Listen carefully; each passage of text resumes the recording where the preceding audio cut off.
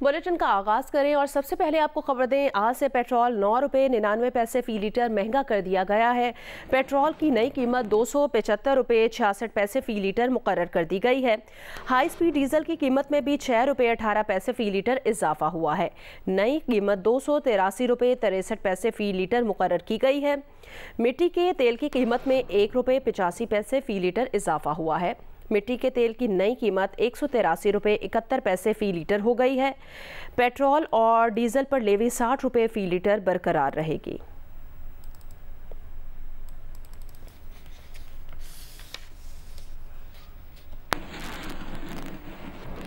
Petroleum मसनूआत की कीमतों में इजाफे से अवाम परेशान है। कहाँ इससे महंगाई और बढ़ेगी, खाएं या पेट्रोल डलवाएं।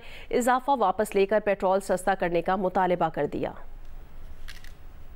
मुश्किल तो बहुत हो गया है। अब आप बताओ गरीब आवाम क्या करेगी, तो कहाँ जाए आवाम। अब आवाम रोड पे निकलेगी, जो गरीब कमाने वाला है रोज़ के 1000-1500 क्या करेगा, कहाँ जाए अपने बच्चों को लेकर। पेट्रोल बढ़ गया तो जाहिर सी बात है मजीद और महंगाई होनी है, कम थोड़ी होनी है। लाइट इधर नहीं है, गैस इधर नहीं है, पानी इधर नहीं है, खुद परेशान है। पेट्रोल की कीमत जो है कम करवाओ और वो आवाम पे बहुत जो है कम करवाओ, खुदा का वास्ता बहुत महंगाई है। आवाम को गुजारा ही नहीं है, इसलिए आमदनी है ही नहीं और महंगाई इतनी हो जा रही है। अब बंदा क्या करे, पेट्रोल डलवा ले या तो घर में खा ले। तर्जुमान अमरीकी महकमा खारजा मैथ्यू मिलर का पाकिस्तान में सियासी जमात पर पाबंदी के सवाल पर रद्द-ए-अमल। कहा, यकीनन किसी सियासी जमात पर पाबंदी लगाना तशवीश की बात है। इंसानी हुकूक, आज़ादी इजहार के एहतराम समेत आईनी जमहूरी उसूलों की पासदारी की हिमायत करते हैं। इनमें कानून की हुक्मरानी और कानून के तहत मसावी इंसाफ शामिल है। हुकूमत पाकिस्तान के बयानात देखे हैं, ये एक पेचीदा सियासी अमल का आगाज़ है। जैसे ये अंदरूनी अमल जारी रहेगा, हम इन फैसलों को देखेंगे।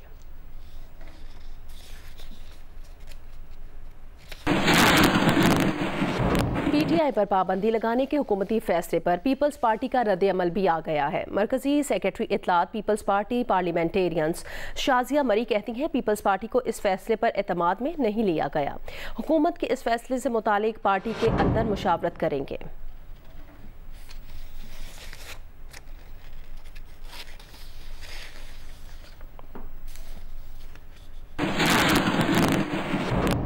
हुकूमत सिंध के तर्जुमान और मेयर सक्खर अरसलान इस्लाम शेख का कहना है, पीपल्स पार्टी एक जमहूर पसंद जमात है।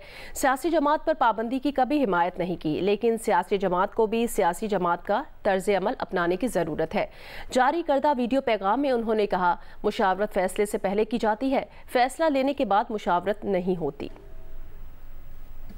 पाकिस्तान पीपल्स पार्टी एक जमहूरियत पसंद डेमोक्रेटिक पार्टी है। पाकिस्तान पीपल्स पार्टी ने कभी किसी पॉलिटिकल पार्टी को बैन करने की ना हिमायत की, ना करेगी। बशर्त वो पॉलिटिकल पार्टी पाकिस्तान के आइन और कानून के दायरा इख्तियार में रह के काम करे। वो पॉलिटिकल पार्टी डेमोक्रेटिक नॉर्म्स और प्रिंसिपल्स पर यकीन रखती हो। लेकिन पाकिस्तान पीपल्स पार्टी ने दहशतगर्दी की, दहशतगर्द तंजीमों की हमेशा मुखालफत की और हमेशा मुखालफत करती रहेगी। वफाकी हुकूमत ने कौमी असम्बली की सबसे बड़ी जमात तहरीक इंसाफ पर पाबंदी की कार्रवाई शुरू करने का ऐलान कर दिया है। वफाकी वज़ीर इत्तलात अताउल्लाह तारड़ ने बताया कि हुकूमत पीटीआई पर पाबंदी के लिए सुप्रीम कोर्ट में केस दायर करने जा रही है। हुकूमत ने साइफर केस, फॉरेन फंडिंग और 9 मई के हमलों की वजह से पीटीआई पर पाबंदी का फैसला किया है। मुल्क के साथ बहुत खिलवाड़ हो चुका और अब ये सिलसिला रुकना चाहिए। वफाकी हुकूमत पीटीआई को बैन करने के लिए केस मूव करेगी। तहरीक इंसाफ पे पाबंदी लगाने जा रहे हैं और हम ये समझते हैं कि आईने पाकिस्तान के तहत आर्टिकल 17 है जो पॉलिटिकल पार्टीज़ को बैन करने के हवाले से इख्तियार देता है वफाकी हुकूमत को, और ये सुप्रीम कोर्ट में मामला भेजा जाएगा। इन तमाम तर चीज़ों को, फॉरेन फंडिंग के फैसले को देखते हुए, 9 मई के हमलों को देखते हुए, साइफर वाली एपिसोड को देखते हुए और अमेरिका में जो आपने रेजोल्यूशन पास करवाया इसको देखते हुए, हम ये समझते हैं कि बहुत क्रेडिबल एविडेंस मौजूद है कि तहरीक इंसाफ पर पाबंदी लगाई जाए। रहनुमा पीटीआई ने पीटीआई पर पाबंदी के लिए अताउल्लाह तारड़ की प्रेस कॉन्फ्रेंस को छोटा मुंह बड़ी बात करार दे दिया। कहा पाबंदी लगाना बच्चों का खेल नहीं है। रहनुमा पीटीआई उमर अयूब ने कहा कि पाबंदी के फैसले की खिचड़ी नवाज, शहबाज और मरियम ने बनाई है। साबिक सदर आरिफ अलवी ने कहा आज मुश्ताक यूसुफी की याद आई जो कहते थे मियाँ तुम बातें आदमियों जैसी करते हो लेकिन जज्बात घोड़े जैसे हैं। वजीर आला KP अली अमीन गंडापुर ने कहा हुकूमत को अपना खात्मा नजर आ रहा है, इसलिए बौखलाहट में पीटीआई पर पाबंदी जैसी अहमकाना बातें कर रहे हैं। सदर पीटीआई सिंध हलीम आदिल शेख ने कहा कि पीटीआई पर पाबंदी का हुकूमती फैसला मजाक है। फॉर्म 47 वाले पीटीआई पर पाबंदी नहीं लगा सकते। मुशीर इत्तलात खैबर पख्तूनख्वा बैरिस्टर मोहम्मद अली सैफ ने कहा मखसूस नशिस्तों के फैसले के बाद हुकूमत हवास बाख्ता हो चुकी है। पीटीआई पर पाबंदी का इकदाम हुकूमत के ताबूत में आखिरी कील साबित होगा। बैरिस्टर अली जफर ने कहा कि कानून में किसी जमात पर पाबंदी की गुंजाइश नहीं है। आर्टिकल 6 के तहत गद्दारी का मुकदमा बना भी दिया तो चल नहीं सकेगा। रहनुमा पीटीआई असद कैसर ने पाबंदी की खबर पर रद्द अमल में कहा अब पीटीआई के पास नंबर ज्यादा है, हुकूमत के खिलाफ अदम एतमाद ला सकते हैं।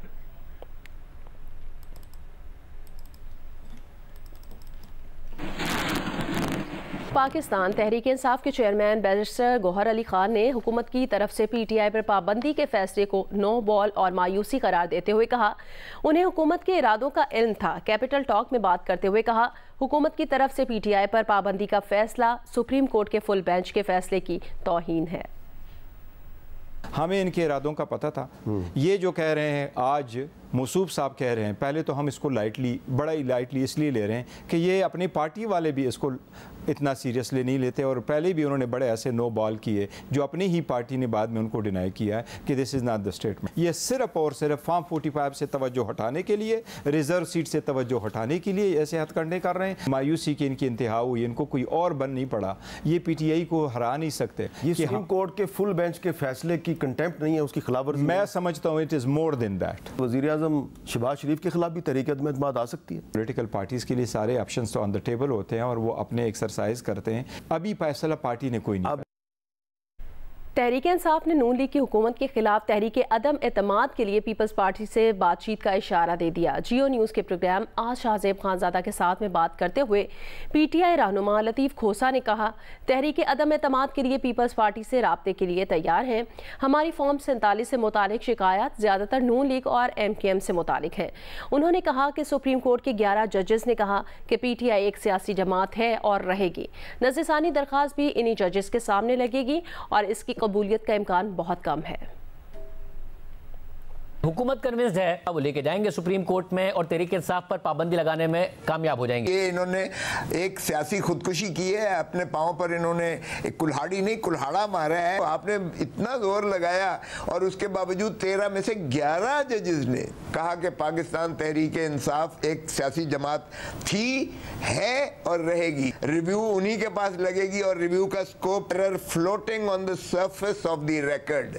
जो कॉन्शियस फैसला हो उसको आप जो है री हियरिंग में नहीं ले जा सकते। हुकूमत बनाने के लिए अलायंस, एक है हुकूमत गिराने के लिए अलायंस। जब नो कॉन्फिडेंस की कैसर साहब बात करते हैं वो हो नहीं सकता पीपल्स पार्टी के बगैर, तो क्या उसके लिए बात करेंगे पीपल्स पार्टी से? बिल्कुल हो सकता है। देखें हमारा फॉर्म 47 की जितनी हमारे केसेस हैं वो मुस्लिम लीग नून के खिलाफ है या MQM के खिलाफ है।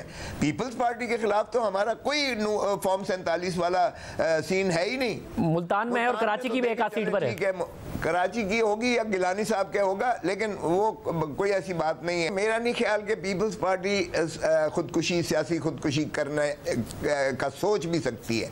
और चेयरमैन बिलावल भुट्टो को तो मैं बड़ी अच्छी तरह जानता हूँ, वो तो बिल्कुल नहीं चाहेंगे कि वो अपने आप को डबोएं इस मुस्लिम लीग नून की इस साजिश में शरीक होकर एस्टैब्लिशमेंट का अपने आप को गुमाश्ता जाहिर कर दें।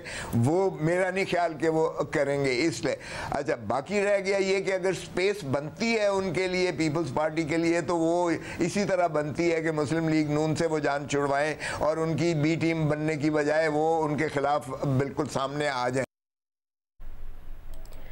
वज़ीर आज़म शहबाज शरीफ ने मरी में मुसलसल तीसरे दिन नवाज शरीफ से तीसरी मुलाकात की है, जहां उन्हें बताया कि पीटीआई पर पाबंदी के लिए हुकूमत ने आसिफ अली जरदारी, इत्तेहादी जमातों और सीनियर लीगी रहनुमाओं को एतमाद में लिया है। नवाज शरीफ ने शहबाज शरीफ को तमाम कानूनी, आइनी और सियासी ऑप्शन इस्तेमाल करने का मशवरा दिया है। मुलाकात में वज़ीर आला पंजाब मरियम नवाज भी मौजूद थी। फैसला किया गया कि वफाकी काबीना का इजलास आशूरा के बाद होगा। पार्लियामेंट का इजलास भी शेड्यूल से कबल बुलाया जाएगा।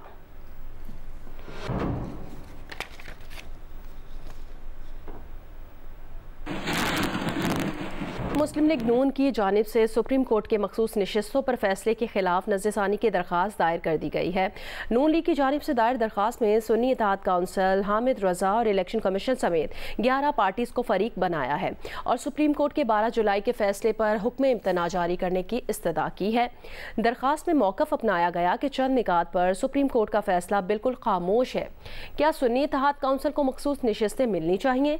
फैसला खामोश है। क्या ऐसी पार्टी को मखसूस नशिस्तें मिलनी चाहिए जिसने लिस्ट ही जमा नहीं करवाई? फैसला खामोश है। दरख्वास्त में कहा गया कि आज़ाद उम्मीदवार ऐसी जमात में शामिल हो सकते हैं जिसका एक जीता हुआ उम्मीदवार असम्बली में मौजूद नहीं। क्या नशिस्तों को खाली छोड़ा जाए या इन जमातों में बांटा जाए जिन्होंने इंतखाबात में हिस्सा लिया? सुप्रीम कोर्ट ने काफ़ी निकात को सुना, लेकिन मुख्तसर फैसले में कई अहम निकात पर खामोशी है। फुल कोर्ट ने सुन्नी इत्तेहाद काउंसिल की मखसूस नशिस्तों से मुतालिक दरख्वास्त पर मुख्तलिफ फैसला सुनाते हुए इलेक्शन कमीशन और पेशावर हाई कोर्ट के फैसले को कलअदम करार दे दिया था और नशिस्तें तहरीक इंसाफ को देने का हुक्म दिया था।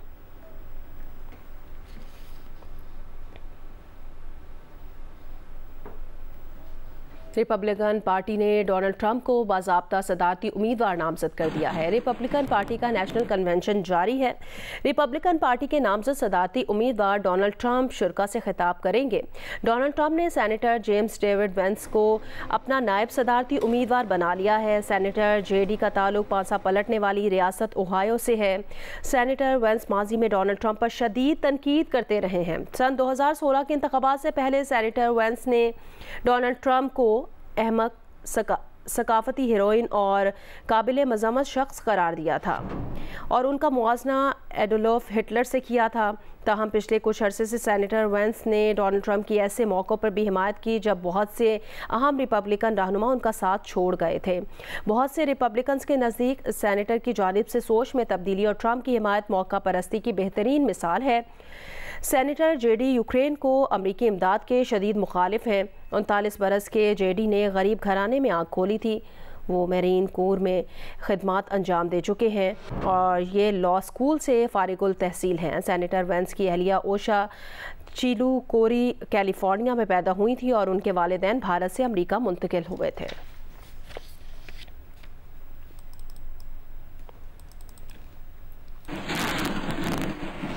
अमेरिका के सदर जो बाइडन ने रिपब्लिकन नायब सदारती उम्मीदवार सेनेटर वेंस को डोनाल्ड ट्रंप की कॉपी करार दे दिया है और अमेरिका की नायब सदर कामिला हैरिस ने कहा कि वो रिपब्लिकन नायब सदारती उम्मीदवार सेनेटर जेडी वेंस से मुबाहिसे की मुंतज़िर हैं। सदर बाइडन ने कहा कि सेनेटर जेडी वर्किंग क्लास अमरीकियों से मुतालिक बातें तो बड़ी बड़ी करते हैं मगर वो असल में अमीरों पर टैक्स में कमी चाहते हैं। ट्रंप और जेडी वेंस दोनों ही चाहते हैं कि मिडिल क्लास पर टैक्स बढ़ाया जाए। नायब सदर कामिला हैरिस ने सेनेटर वेंस को वॉइस मेल भेजकर नामजदगी पर मुबारकबाद दी और उम्मीद जाहिर की कि वो दोनों अमरीकी टीवी पर होने वाले नायब सदूर के मुबाहिसे में मिलेंगे। नामजदगी से पहले सेनेटर वेंस के बारे में बताया गया था कि वो नायब सदर कामिला हैरिस के लिए सबसे बड़ा खतरा होंगे। डेमोक्रेट पार्टी का कहना है कि ट्रंप इंतहाई दाएं बाजू के खतरनाक एजेंडे पर अमल चाहते हैं। वो जमहूरियत को नुकसान पहुंचाएंगे और पहले रोज आमिर वक्त होंगे।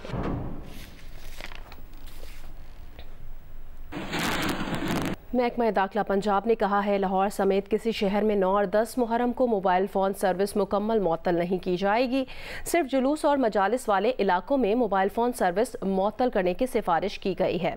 तर्जुमान महकमा दाखिला पंजाब ने एक बयान में वाज़ेह किया कि कई अजला में 9 और 10 मुहर्रम को सुबह 8 से रात 10 बजे तक मोबाइल फ़ोन सर्विस जुज़वी तौर पर बंद रहेगी। शहरियों की हिफाजत और अमन व अमान के क़याम के लिए मखसूस मकामात पर मोबाइल फ़ोन सर्विस मअतल करने का फैसला किया गया है। लाहौर समेत किसी शहर में 9 और 10 मुहर्रम को मोबाइल फ़ोन सर्विस मुकम्मल मअतल नहीं की जाएगी। सिर्फ जुलूस और मजालिस वाले इलाकों में ही मोबाइल फ़ोन सर्विस मअतल करने की सिफारिश की गई है।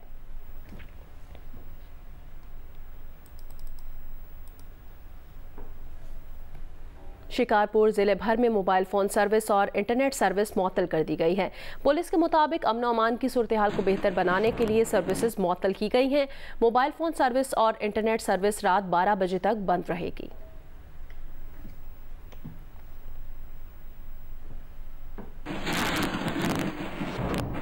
कराची में 9 मुहर्रमुल हराम के जुलूस के सिलसिले में सिक्योरिटी के सख्त इंतजाम किए गए हैं। नुमाइश चौरंगी से तफसीलात बताएंगे जियो न्यूज़ के नुमाइंदे कमर अली मस्तोई।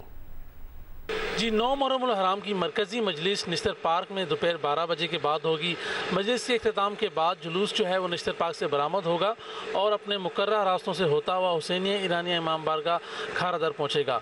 इस वक्त एम ए जिना रोड जो है वो जुज़ी तौर पर ट्रैफिक के लिए खुला हुआ है, ताहम जुलूस के रूट की तरफ आने वाली सड़कों और गलियों पर कंटेनर रख कर जो है उन्हें आम ट्रैफिक के लिए बंद कर दिया गया है। साथ साथ जो है वो CCTV कैमरास की मदद से जो जुलूस की गुजरगाह है उसकी मॉनिटरिंग की जाएगी। ट्रैफिक पुलिस के एहलकार और अफसरान जो हैं वो जुलूस के रूट में भी मौजूद होंगे। जो ही मजलिस शुरू होगी उससे कबल जो है वो एम ए जिना रोड और जो जुलूस का जो मरकज़ी रूट है उसे आम ट्रैफिक के लिए बंद कर दिया जाएगा। 9वीं मुहर्रमुल हराम का जुलूस इमाम बारगाह हुसैनिया हॉल से 10 बजे बरामद होगा, जिसके लिए कई इंतजाम किए गए हैं। तफसील बताएंगी जियो न्यूज़ की नुमाइंदा नादिया सबूही। 9 मुहर्रमुल हराम शब-ए-ज़ुलजना का जुलूस आज इमाम बारगाह हुसैनिया हॉल सदर से बरामद होगा। जुलूस का वक्त 10 बजे है, जबकि यहाँ पर जो इंतज़ामात किए गए हैं वो मुकम्मल हो गए हैं। अज़ादारों को यहाँ पर दाखिले के लिए पहले अपनी चेकिंग करानी होगी। पुलिस जो है वो यहाँ पर मौजूद है। दीगर सिक्योरिटी एहलकार जो हैं मुख्तलिफ बिल्डिंग्स पर हैं जो अपने फ़राइज़ अंजाम दे रहे हैं। इसी तरह ख़वातीन अज़ादारों को भी यहाँ पर चेकिंग के बाद ही छोड़ा जाएगा। अगर हम बात करें जुलूस की, तो जुलूस अपनी जो रवायती रास्ते हैं जिसमें फ़ख्र आलम रोड, कालीबाड़ी, चौकफवारा से होता हुआ इमाम बारगाह हुसैनिया हॉल पर आकर इख्तिताम पजीर होगा। जुलूस के लिए जो सिक्योरिटी के इंतजाम के अलावा ड्रोन से इसकी मॉनिटरिंग भी की जाएगी, जबकि इसकी फ़िज़ाई निगरानी भी की जाएगी। जी बलोचिस्तान के नसीराबाद डिवीज़न में मुहर्रमुल हराम के मौके पर सिक्योरिटी के इंतजामात मुकम्मल कर लिए गए हैं। यौम आशूरा में 37 मातमी जुलूस बरामद होंगे और 4000 पुलिस की नफरी तैनात कर दी गई है। तफसील बताएंगे जियो न्यूज़ के नुमाइंदे आबिद बलोच।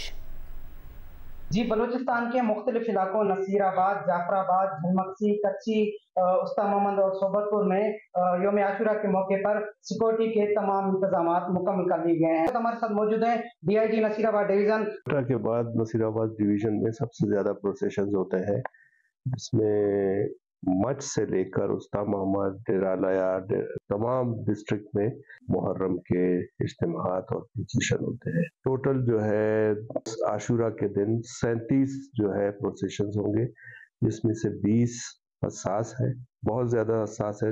इन तमाम प्रोसेशंस के लिए 4000 के करीब नफरी है जो तैनात है।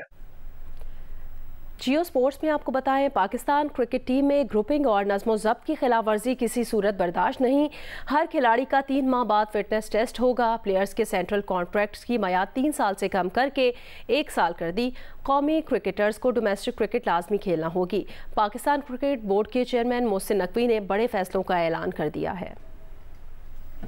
पाकिस्तान क्रिकेट बोर्ड के एलामिया के मुताबिक चेयरमैन मोहसिन नकवी का कहना है कि डिसिप्लिन पर कोई समझौता नहीं होगा। टीम के अंदर इत्तेहाद और इत्तेफाक नज़र आना चाहिए। ग्रुपिंग करने वाले खिलाड़ियों को बर्दाश्त नहीं किया जाएगा। उन्होंने हिदायत की कि ग्रुपिंग पर मैनेजमेंट को सख्त एक्शन लेना चाहिए। डिसिप्लिन की पाबंदी न करने वाले खिलाड़ियों की टीम में जगह नहीं होगी, जबकि सेंट्रल कॉन्ट्रैक्ट में शामिल हर खिलाड़ी का हर 3 माह बाद फिटनेस टेस्ट लाजमी होगा। हर खिलाड़ी को डोमेस्टिक क्रिकेट खेलना होगी। PCB ने सेंट्रल कॉन्ट्रैक्ट में फ़िलहाल प्लेयर्स का मुआवजा कम ना करने का फैसला किया है, लेकिन सेंट्रल कॉन्ट्रैक्ट की मियाद 3 साल से कम करके 1 साल कर दी है। इसके अलावा खिलाड़ियों की परफॉर्मेंस और फिटनेस का हर साल जायज़ा लिया जाएगा। मुख्तलिफ कैटेगरीज में खिलाड़ियों की शमूलियत वाज़ा करदा तरीक़ाकार के तहत होगी। लीग्स खेलने के लिए NOCs के इजरा का टेक्निकल तरीक़ाकार तय किया जाएगा। चेयरमैन मोहसिन नकवी ने कहा कि गैरी क्रसन और जैसन ग्रेस्पी को फ्री हैंड दे दिया है। चेयरमैन ने स्कूल क्रिकेट के फ़रोग़ और पिचेस के मयार को बेहतर बनाने की भी हिदायत की और डायरेक्टर डोमेस्टिक क्रिकेट से जामे प्लान तलब कर लिया है। विमेंस टीम को बेहतर बनाने और सेंट्रल कॉन्ट्रैक्ट पर नज़रसानी का task director high performance centres के सुपुर्द किया है।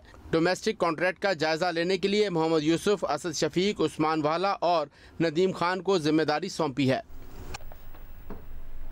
ICC का सालाना इजलास 19 से 22 जुलाई तक कोलंबो में होगा। श्रीलंका क्रिकेट ने ICC सालाना मीटिंग्स की तफसीलात जारी कर दी हैं। ICC की सालाना मीटिंग का इनेकाद पहली बार एशिया में हो रहा है। इजलास में 108 रुकन ममालिक के 220 अरकान शरीक होंगे। क्रिकेट श्रीलंका का कहना है कि इजलास में क्रिकेट की लॉस एंजल्स ओलंपिक्स 2028 में शिरकत के हवाले से भी बातचीत होगी। चेयरमैन PCB मोहसिन नकवी और CEO PCB Salman Naseer ICC board meeting में पाकिस्तान की नुमाइंदगी करेंगे। चेयरमैन PCB मोहसिन नकवी और सलमान नसीर 18 जुलाई को श्रीलंका रवाना होंगे। ज़राए का कहना है कि ICC इजलास में चैंपियंस ट्रॉफी की अपडेट पर भी बातचीत होगी। Pakistan women cricket team Asia cup में शिरकत के लिए आज कोलंबो रवाना होगी। टीम के नए हेड कोच मोहम्मद वसीम का कहना है, लगता है माजी में विमेन क्रिकेट पर काम ही नहीं हुआ। विमेन के इंटरनेशनल और डोमेस्टिक मैचेस की तादाद कम है। विमेन खिलाड़ियों का पूल भी ज़्यादा बड़ा नहीं है। प्रेस कॉन्फ्रेंस में हेड कोच ने कहा कि विमेन टीम को भी मेन टीम जैसी सहूलियात मिलनी चाहिए। तमाम मसाइल के बावजूद हेड कोच एशिया कप में अच्छे नताइज के लिए पुरुमीद हैं। देखिए, आप एक्सपेक्ट करते हैं रिजल्ट्स वही जो आप मैन क्रिकेट से करते हैं, तो आई थिंक आपको फिर इन्वेस्ट भी उसी हिसाब से करना होगा। तो इक्वालिटी तो डेफिनेटली आपको लानी होगी, चाहे वो फैसिलिटीज़ हैं, चाहे वो सैलरीज हैं प्लेयर्स की, तो उसमें बेहतरी की बहुत ज़्यादा गुंजाइश मौजूद है। अभी कैंप के दौरान भी मेरी कोशिश यही थी कि बेस्ट पॉसिबल जो फैसिलिटीज़ हैं वो अपनी गर्ल्स को भी दी जाएँ। जो फैसिलिटीज़ कैंप में मिलती हैं बॉयज़ को, वही चीज़ें यहाँ पे गर्ल्स को भी मिलनी चाहिए। लेकिन ये एक एरिया ऐसा है कि जो शायद पास में निगलेक्टेड था, तो डेफिनेटली अगर हमने वुमेन क्रिकेट को आगे लेके जाना है तो हमें फिर इसके लिए इक़दाम भी सीरियसली करने होंगे, चाहे वो फैसिलिटीज़ हैं, चाहे वो इंफ्रास्ट्रक्चर है, चाहे वो डोमेस्टिक क्रिकेट है। तो हर चीज़ के अंदर हमें बहुत ज़्यादा बेहतर फैसिलिटीज़ देनी होगी। Then you can demand the results. तो ऑब्वियसली उसमें आप नंबर ऑफ मैचेस देखते हैं तो वो उतने ज़्यादा नहीं हैं कि उस फेज़ के थ्रू वो बार बार हमारी प्लेयर्स गुजरी भी हों।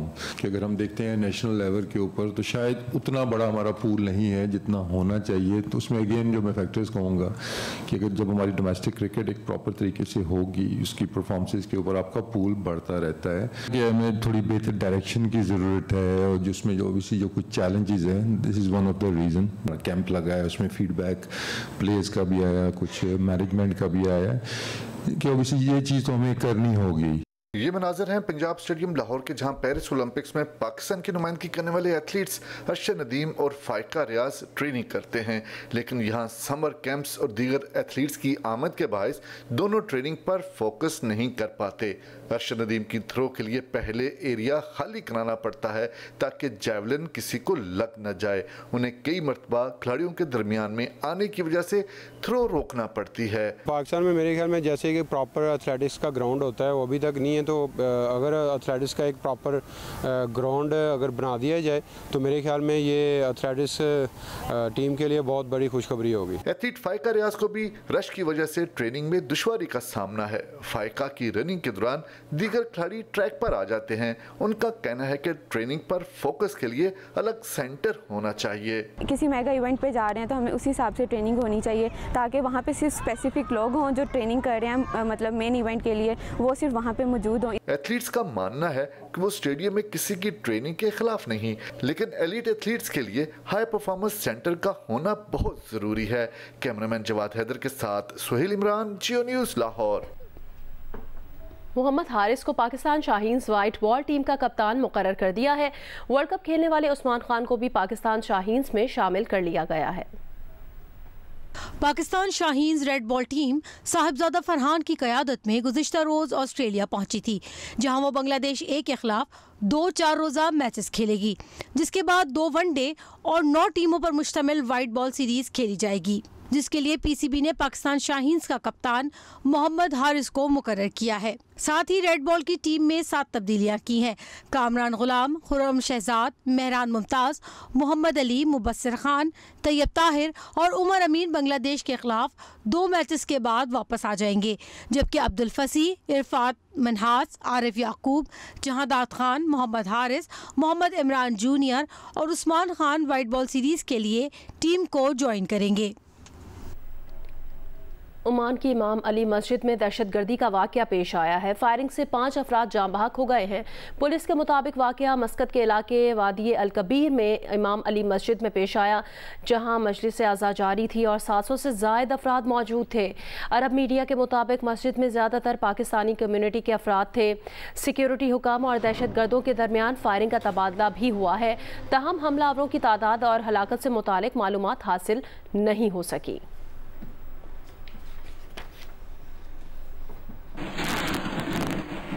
केन्या के सदर ने अवाम को मुल्कगीर मुजाहरों पर उकसाने में अमरीकी तंजीम फोर्ड फाउंडेशन को मुलविस करार दिया है। केन्या के सदर ने कहा कि हम जानते हैं कि मुल्क में तशद्दुद की सरपरस्ती कौन कर रहा है। सदर रूसो ने कहा कि केन्या में अफरा तफरी फैलाने वाले तमाम अफराद को वो इसका जवाब दे करार देते हैं। अमरीका की फोर्ड फाउंडेशन को मुखातिब करते हुए केन्या के सदर ने कहा, अगर वो केन्या में जमहूरियत में दिलचस्पी नहीं रखते तो उसे अपना तर्ज बदलना होगा, वरना मुल्क छोड़ना होगा। 1936 से कायम फोर्ड फाउंडेशन का कहना है वो जमहूरियत का प्रचार करती है और मशरकी अफ्रीका में खुले मुआशर, हुकूमत और अवाम के दरमियान डायलॉग की हिमायत करती है। केन्या में मुख्तलिफ अशिया पर टैक्सों के नफाज के खिलाफ जून के वक्त से पुरतशद्दुद मुजाहिरे जारी हैं, जिनमें 39 अफराद की हलाकत का दावा किया गया है।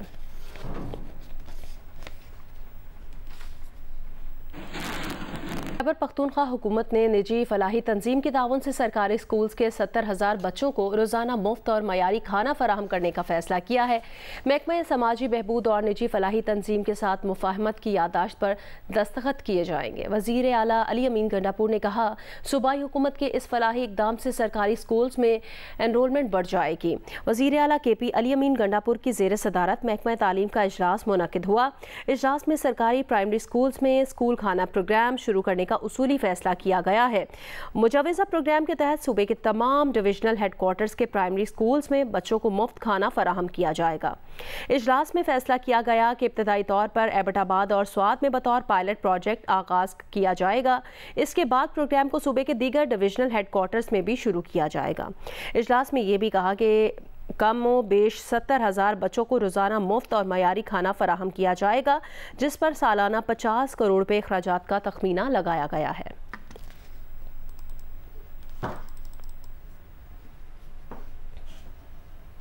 हाफिजाबाद में आज 27 जुलूस निकाले जा रहे हैं। जुलूसों की गुजरगाहों के रास्तों को खारदार तारों से सील करके 160 से ज़ायद CCTV कैमरे नस्ब कर दिए गए हैं। तफसील बताएंगे जियो न्यूज़ के नुमाइंदे सैयद मोहम्मद ज़मीर।